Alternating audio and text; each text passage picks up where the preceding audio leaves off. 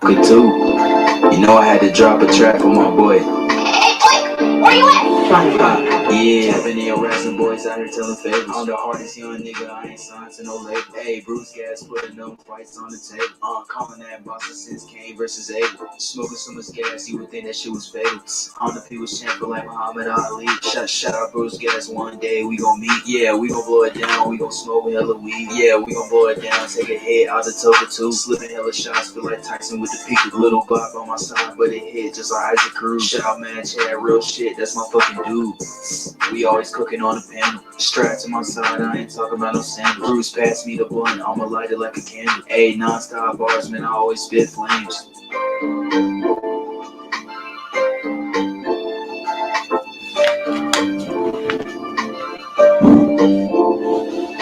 Feel like Bruce Gas always got a different strain. Bitch, you ain't like me, you can never feel my pain. You win and you lose, well, this the fight game. Don't beef on the net and the shit won't change. Said that on the stream, gotta do it for the game. Said that on the stream, gotta do it for the chat.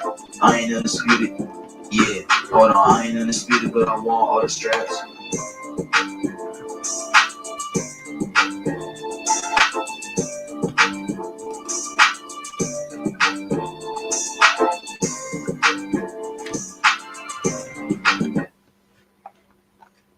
That's my boy 150 there.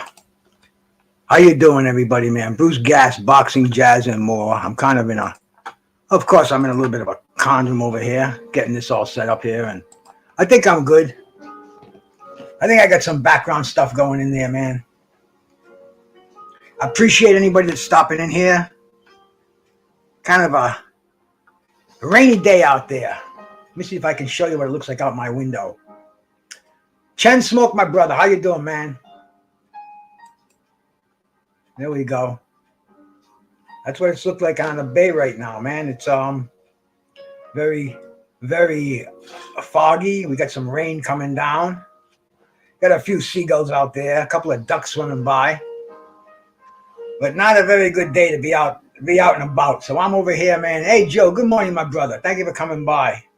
You got the other angle over there, man. That's the dock next door. And as you can see, there's pretty gray and gloomy out there. No, I ain't going out there for no swim, Joe. Are you out of your mind, brother? Of course you are. If you're here, you definitely are. But a beautiful otherwise day without sunshine. It's a Friday, 86 boxing. Salute to you, brother. Thank you for coming by. I appreciate it, man. I appreciate it. Just showing you guys what I look at. What I look at every day. That's that little cluster of houses there is called Twisted. Jose Diaz, bro. Salute to you, man. George H. guy. Thank you for coming by. I appreciate it, bro. I appreciate it. And then on the other side, like I was showing you from that other, this is the same camera, but it's got a split lens. That's the Monhoe Bay, the city of Fall River on the other side. You can see a couple of lone seagulls out there. You can get my wife to throw him a bunch of bread and get him over here, man, because these guys, you gotta feed your fine feathered friends out there, and my wife does, man. She's got a bird feeder on the side. Let me see if I can even show you the side there. I bet I probably can when I got this camera set up. You know, yeah, there's the side where she's got the bird feeder set up, and I see a squirrel out there. See that squirrel out there on the porch, man? You can see yeah, something. Yeah, I think that's a squirrel over there, isn't it? Oh yeah. And walking around over there, man, looking for a peanut. Like, let me go out there and toss him a peanut. Maybe we can catch up. See, these guys, man, they're foraging little rodents too. Let me go out there and drop him a peanut and see if he enjoys my endeavors over here. Hey, guy, you still here? Nothing, just ran across the walkway.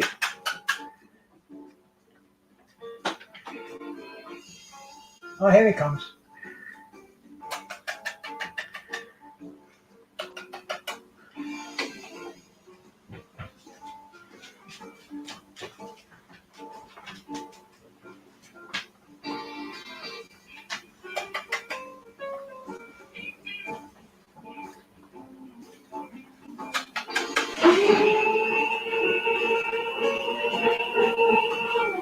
you do, guy? He's standing over the edge of the porch there. Yeah, now he ran back off across. And I know he wants to turn come around. out He's coming back again. Hey, be quiet. You gotta stand there. There he is. Okay?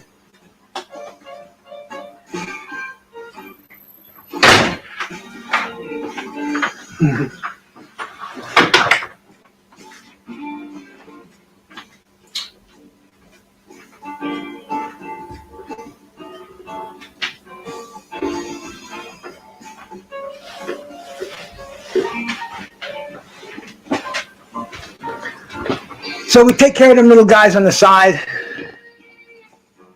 and we watch what's going on out there. This is Bruce Gas Boxing Jazz in more with you on a Friday.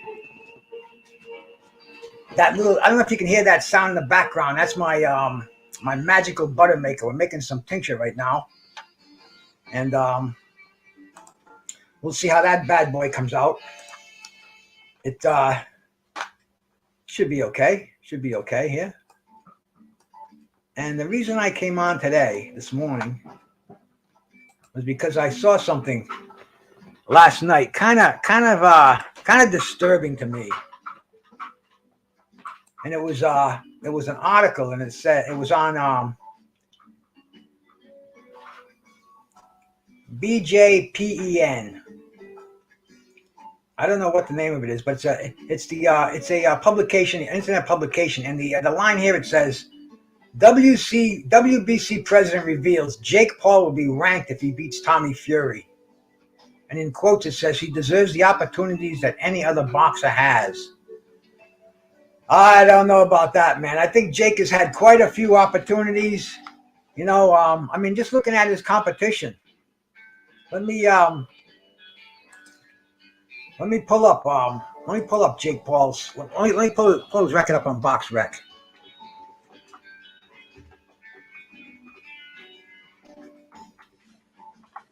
That's the beauty of having your internet available over here, man.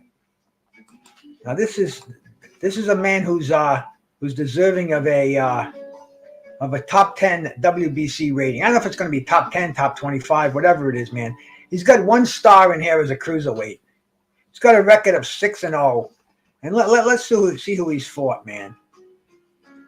His first fight, the dude, it was his debut. It was his debut. Ali Isangib knocked him out in the first round. Nate Robinson, a basketball player, that was his debut also, man. Knocked Nate Robinson out in 2 rounds. Ben Askren,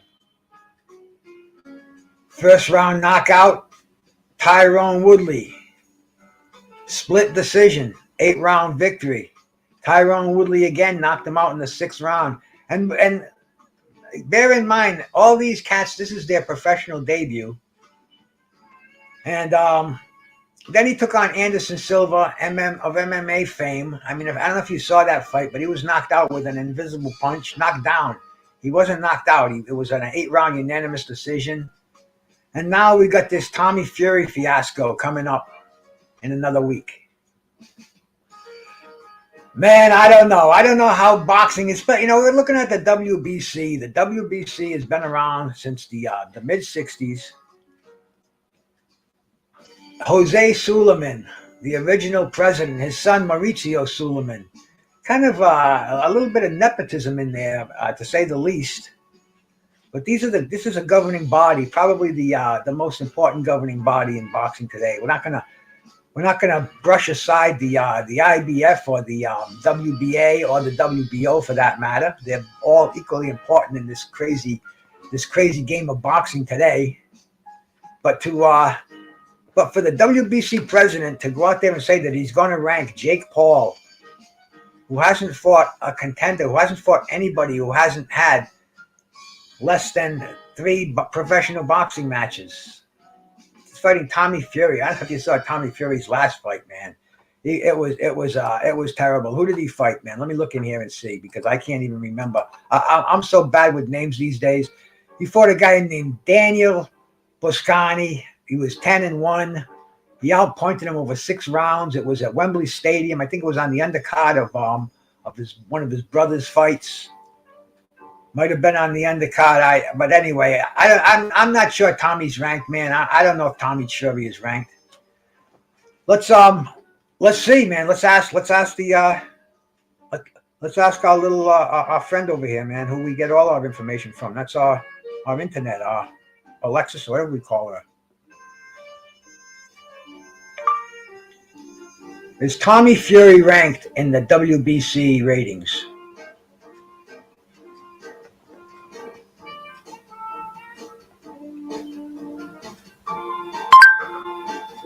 This is the top result.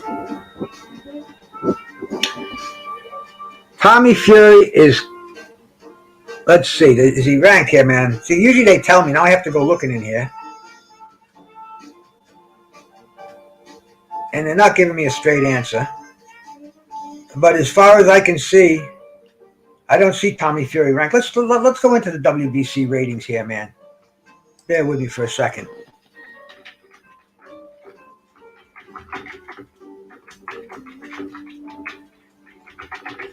The WBC ratings at cruiserweight. And let's see here, man. Let's see.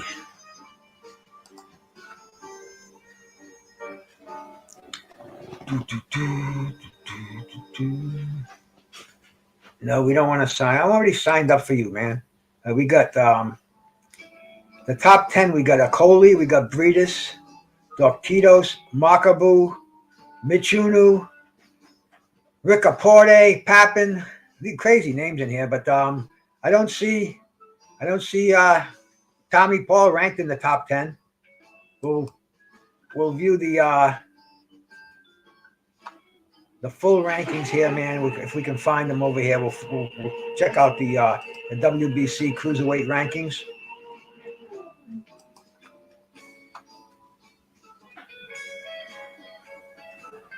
No, Tommy Paul is not a ranked fighter on here, man.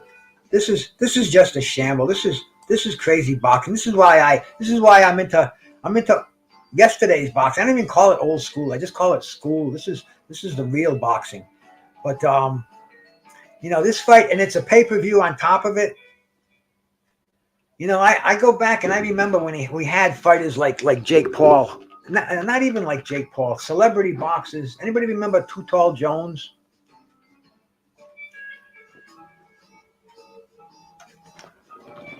Ed Too Tall Jones in the late 70s. He was boxing, and he was a freak show, man. Ed Too Tall Jones was 6'9", 270 pounds. He was a big guy. He couldn't box. Two Matador, salute 86, man. Peace to both of you cats, man. But this is the insane world of boxing that we live in today. It's a popularity contest. It's based on how many hits you have, how many followers you have, how many people are paying attention to you. But we're gonna see mediocre talent, and the winner supposedly will receive a ranking. And then I'm reading in here, Jake Paul.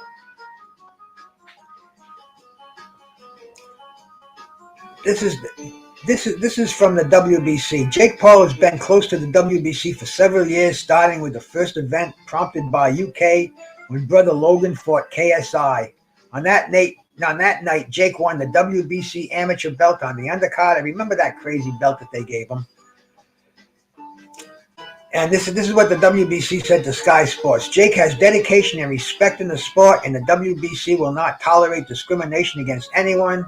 He deserves the opportunities that any other boxer has. He demonstrated punching power and improved skills as well as a solid chin.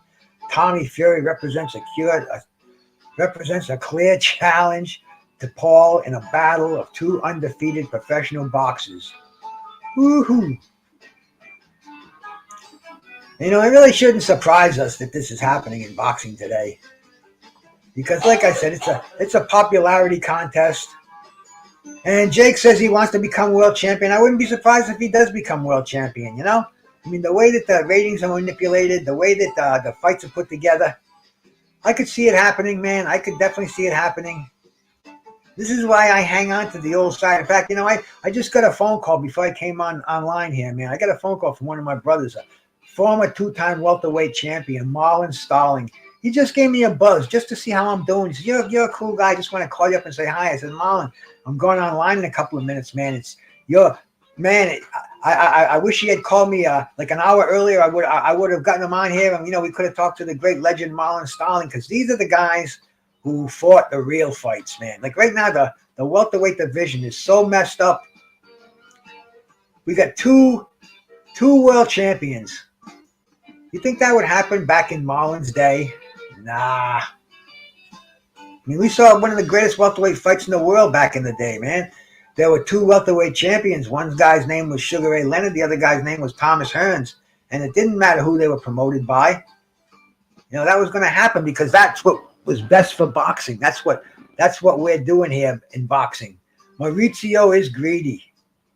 Mauricio became the president, handed down from his father, Jose, who had the shadiest dealings with Don King. They had the ABC heavyweight tournament back in the 70s, and Don King and the WBC manipulated the ratings for these boxers, put these guys in there with trumped up records who were beaten by journeymen, given bum decisions. I mean, there was a big scandal back then, but it hasn't stopped. The WBA was in bed with Bob Arum, the WBC with Bob King, and the WBA, it was whatever Bob wanted. That's what they were calling it, the WBA. Whatever Bob asked for. I mean, dude, it was real simple, but we weren't scrutinized like we are today in the internet. And a funny thing that I remember, bro, everybody says, oh, the IBF, untouchable IBF, man, they follow the rules. They go by their bylaws, man. The first IBF president, man, his name was Robert Lee.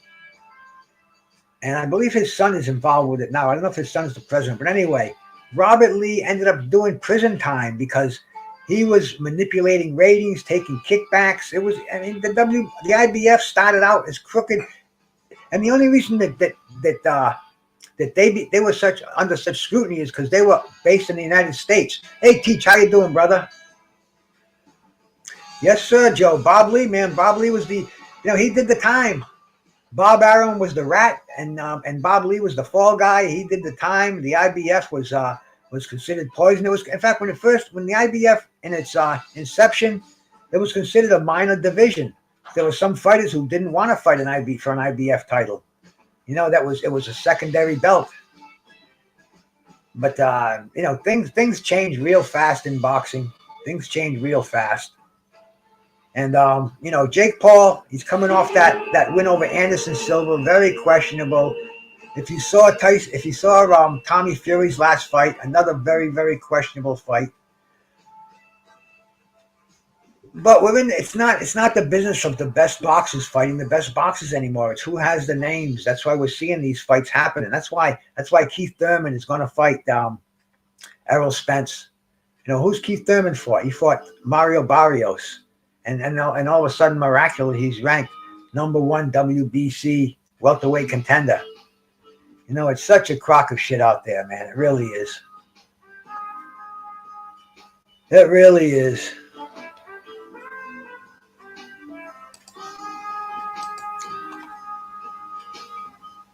Let's check out the headlines today. See what's happening in the boxing world. Bob Arum talks Shakur Stevenson facing Haney Lomachenko winner. Talks. I mean, it should be automatic. It should be signed. The winner of Devin Haney and Vasily Lomachenko should be in line to fight Shakur Stevenson. He undefeated. Gave up a title from a previous division. He should be ready to. It's crazy. And then that 135 division, we saw that a couple of years ago. We saw that last year. We had the four kings. We had Ryan Garcia. We had Tank Davis. We had Devin Haney. We had Vasily Lomachenko. We never saw the fights made. We saw Teofimo Lopez upset Lomachenko, and then he got beat by Kambosos. Kambosos gets beat by Devin Haney. But we're not seeing these guys fight each other. We're not seeing it unified. We're seeing splintered titles. That's that lightweight division, I almost gave up on that, but I want to see Shakur Stevenson. I want to see him fight the winner of Lomachenko and Haney, which is not a given. These are all 50-50 fights. This is what boxing is all about. You know, Adrian Broner is moving on to the next story, man. Adrian Broner was supposed to be fighting Michael Williams Jr. Now he broke his jaw, so he's out of there. And that's the third opponent that Adrian Broner's had to move over for. Is he going to find somebody else? And this fight is next week. Who did he have? Who was he going to fight early? He was going to fight Ivan Reddick, and then Lundy was in there, and now Williams is out. So that's the fourth opponent that's out of that fight. I mean, everybody wants to see Adrian Broner back. Is Adrian Broner going to be? Is he going to be the can man? You know, I don't know, man. I don't know, man. I don't have a lot of faith in Adrian Broner. I don't think he's got that dog in him. Maybe he had it a while ago, but you know, the old silk sheets, the easy money. And so, you know, we'll see if he gets a replacement opponent. It's going to have to be somebody on a week's notice, and this is a pay-per-view, isn't it? Yeah, BLK pay-per-view, insane. That's another thing, man. Pay-per-views, come on. I need a little water on that one. L-Dub, my brother. See that little noise you can hear in the background? It's like, that's my tincture maker. I'm making a batch right now. Just did the last of it. Excuse me. Something in my tooth or in my lip or something.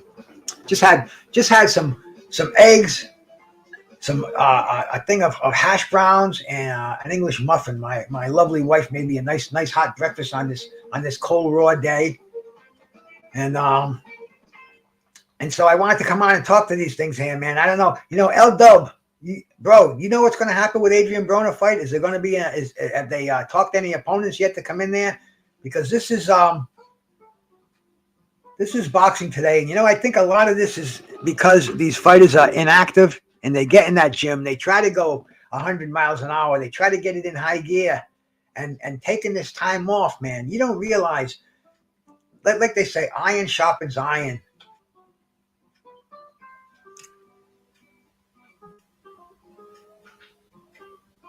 Yeah, L-Dub, that's what this is about here right now, man. About the absurdness.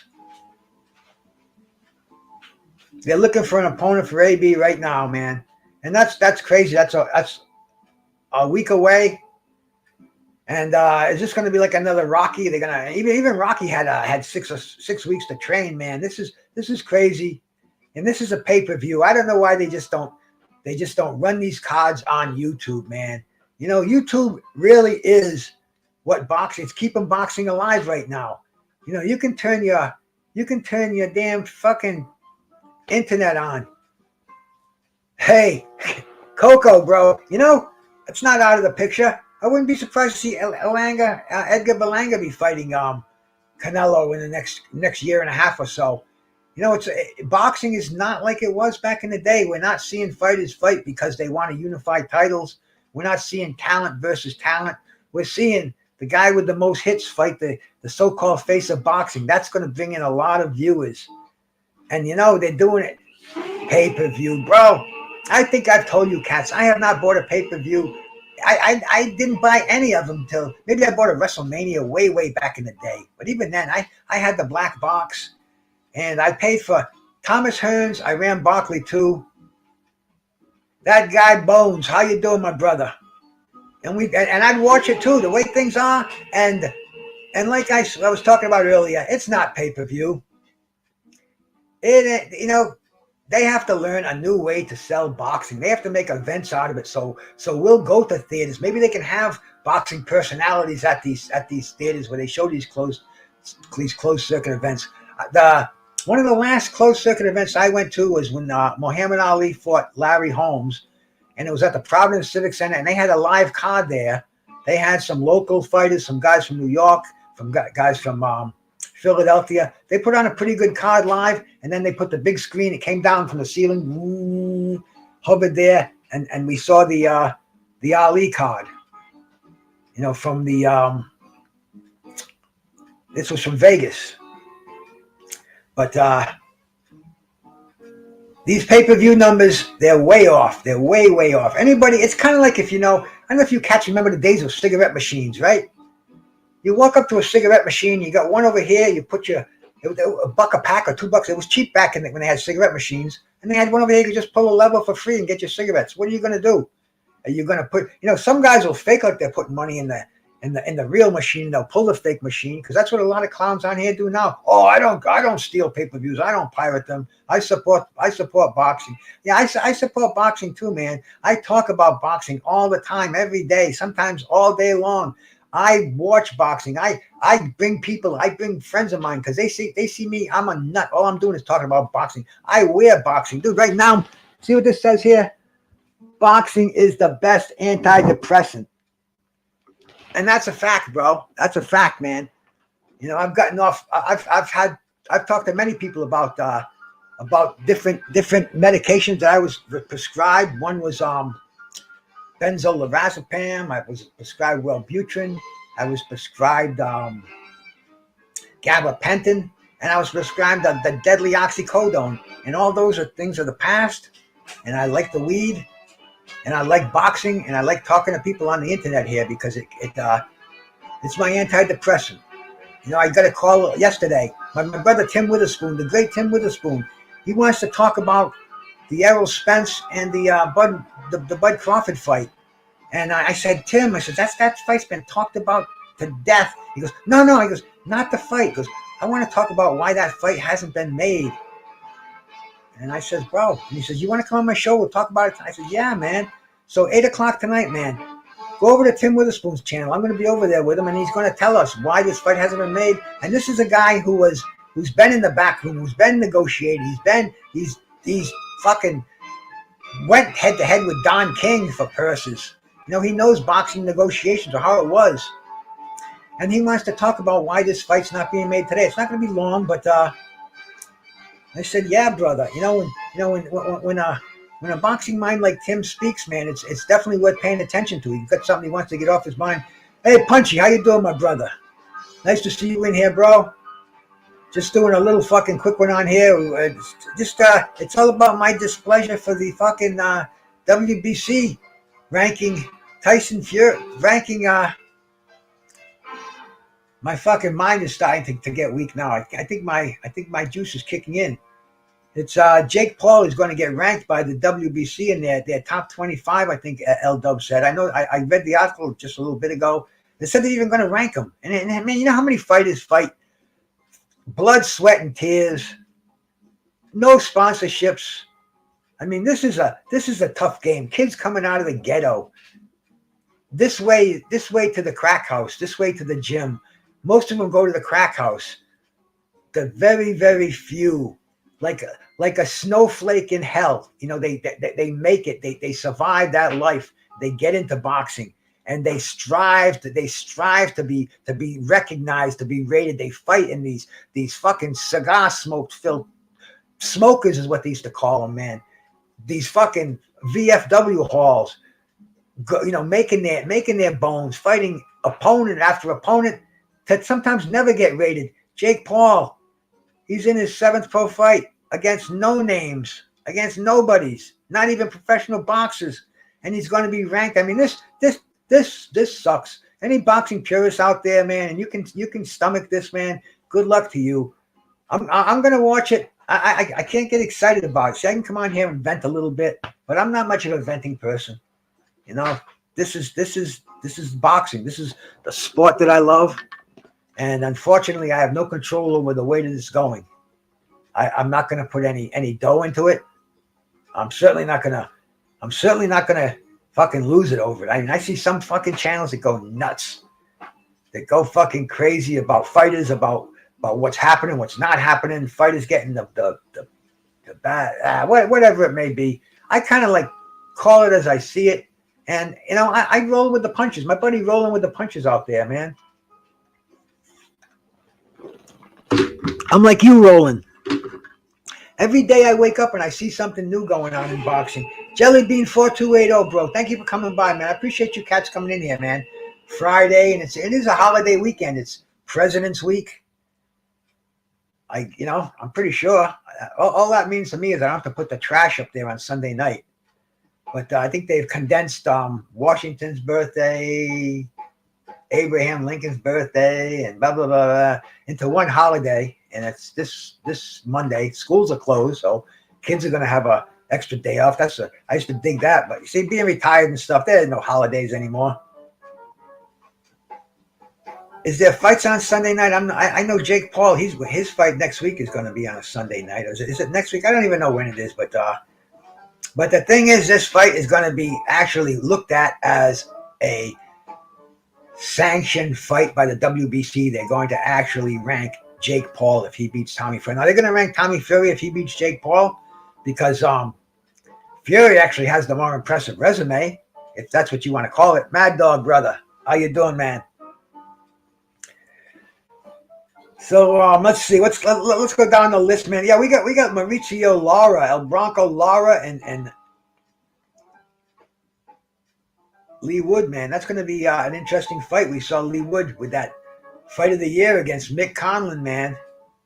And Mauricio Lara, Mexico, one of the tough guys, bro. Going over to the UK for this fight.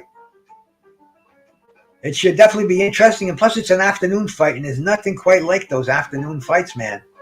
You know, I say afternoon, it's 5 o'clock, but it's kind of like the old days when Why Will the Sports would have them on. You still have your Saturday night. And I do not understand this, bro. I don't understand why boxing has to be exclusive for Saturday night, especially the big fights, man. You know how many big fights were held on a Monday night? Monday night, that was the night of the Ali and Joe Frazier. All those big fights, man. They were held during the week. Saturday night, that's when you went to take your wife out for dinner, or that's what that was date night. But now it's boxing night and pay-per-view night. It's crazy, man. Boxing's in a different. It's a whole different planet. I don't know how they expect to get new fans when you have to buy a fight to even develop a understanding of lower card fighters. Or you can go on YouTube, but the chances are they're not promoting these guys. They haven't had any exposure. So they're in obscurity. And that's the problem with boxing. It's a niche sport, and they want big dollars for it. Hey, Just Do, my brother. Salute to you, my man. Peace to you, my brother. What you cat smoking out there?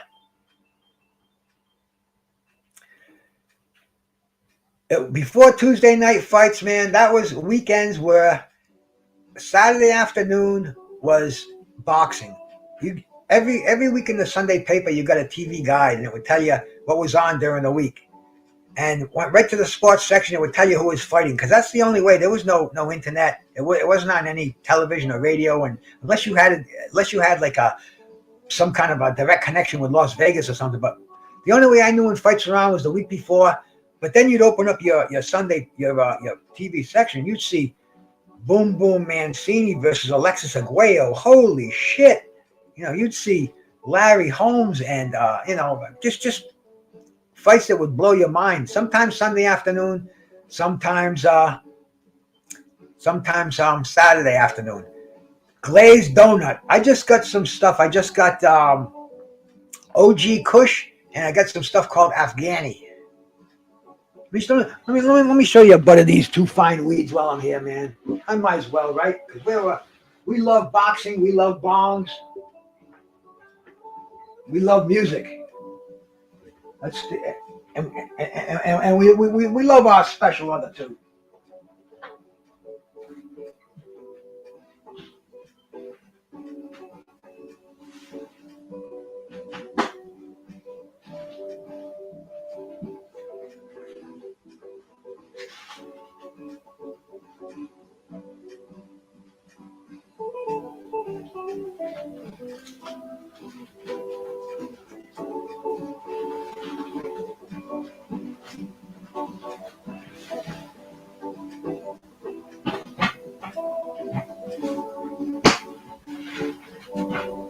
All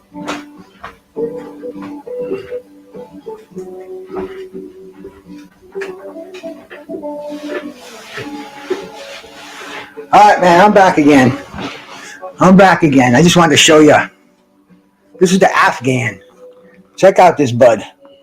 Can get that focus on there? Come on, focusing on there. I can't get. See, that's the problem with my camera. I don't get. It doesn't focus very well. Maybe this won't focus. Come on. But anyway, man, this is the Afghan. I love the smell of it. Very light buds, very fresh. Nice. We'll throw that in a little pill bottle here. One of my wives, I was showing people this yesterday. It's an old. We're talking about the dangers of this stuff called gabapentin. And they prescribe that to everybody now. They take people off of painkillers. They take them off of opiates.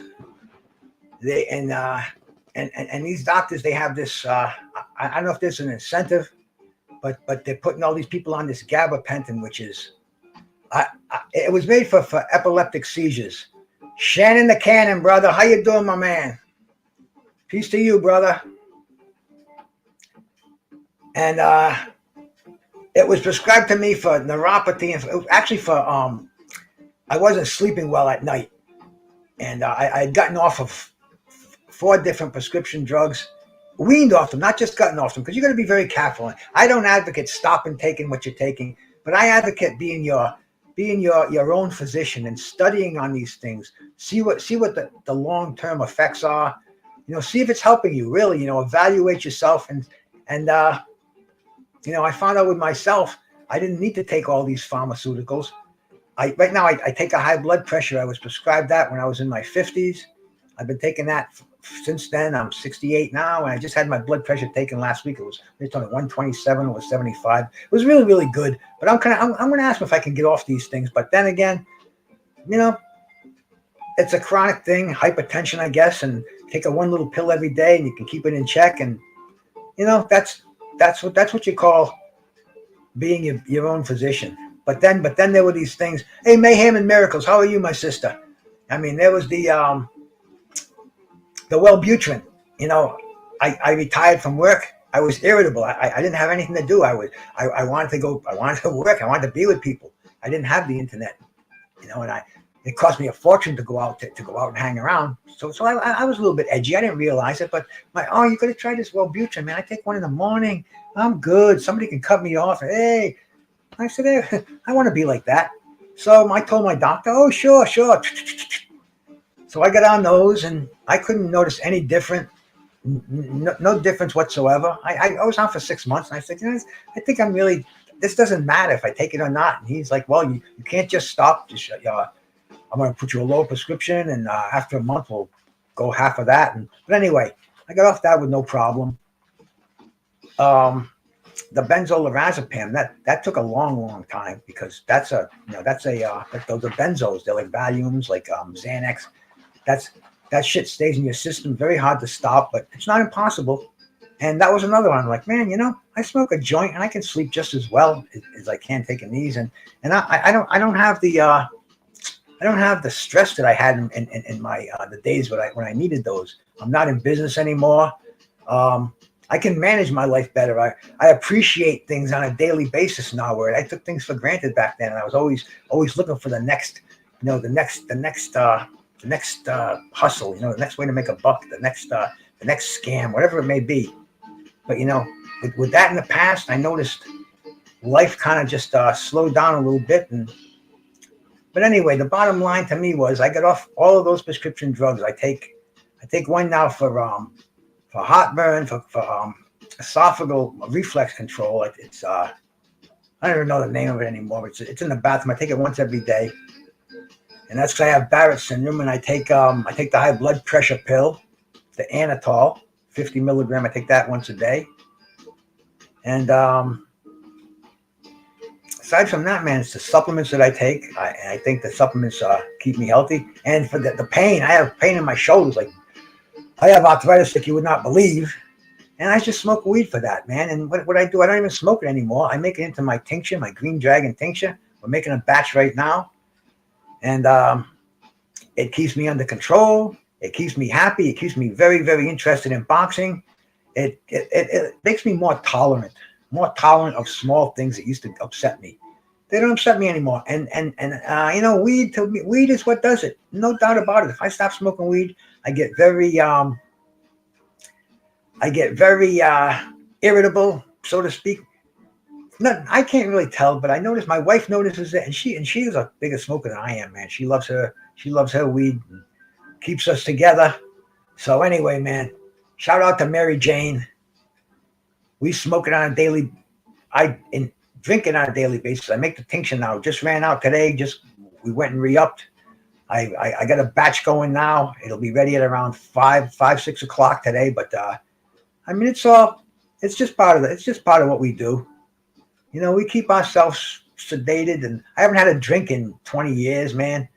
Don't do any hard drugs. I used to do heroin, man. There isn't a drug in the world that I haven't done, and I haven't abused. That's the thing, man. When I get my hands on something, I abuse it. Just like when I get into working out, when I get into health and working out, I dropped my old ways, and I jumped right into it, man. I went from a fat, out of shape slob to a freaking well-conditioned bodybuilder in several years, because I had that addictive personality, that addictive mind. When I do something, it's like boxing. But we'll see, with boxing, I've been addicted to boxing since the late 60s, and that's a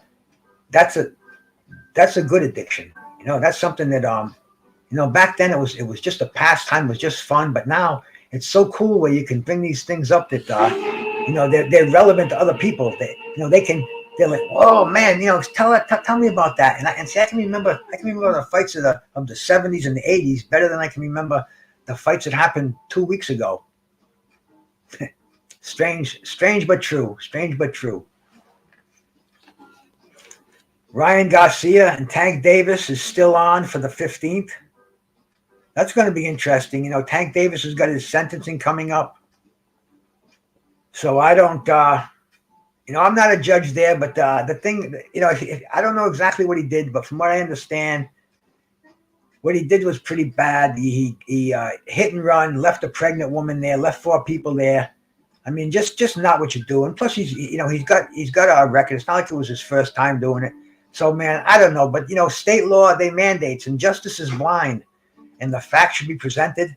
What the law is, if he's guilty of it, he has to do the you do the crime, you do the time.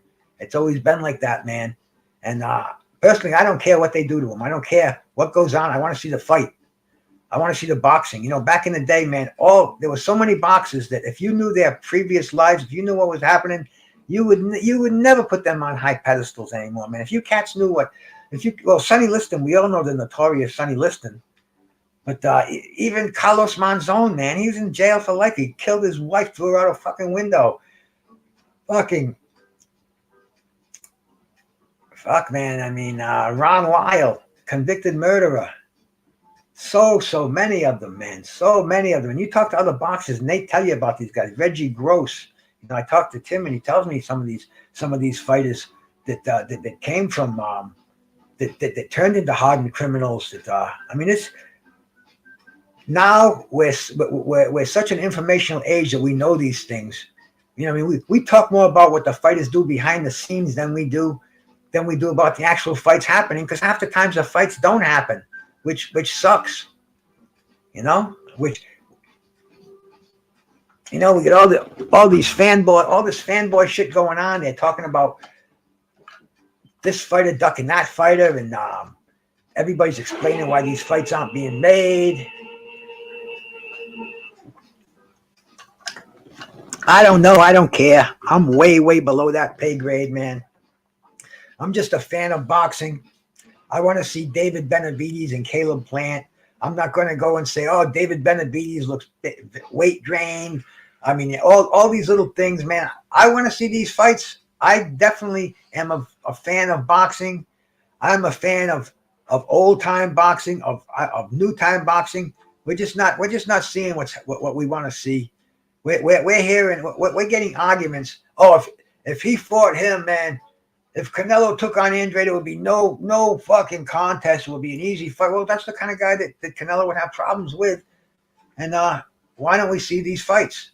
Why don't these fighters clear out divisions? Fight, make their money. If they're making that big money now, why wouldn't they make that fighting more than once a year? You know, I'm hearing all these, well, fighters, if they don't fight 4 times a year, they should be suspended and they should have to pay a fine. Boxing needs an organization. It needs something more than the corrupt WBC, WBA, IBF, WBO. Ideally, I would love to see someone like Elon Musk. I'm not saying Elon Musk. Somebody with that kind of money who loves boxing could come in here and clean up this sport.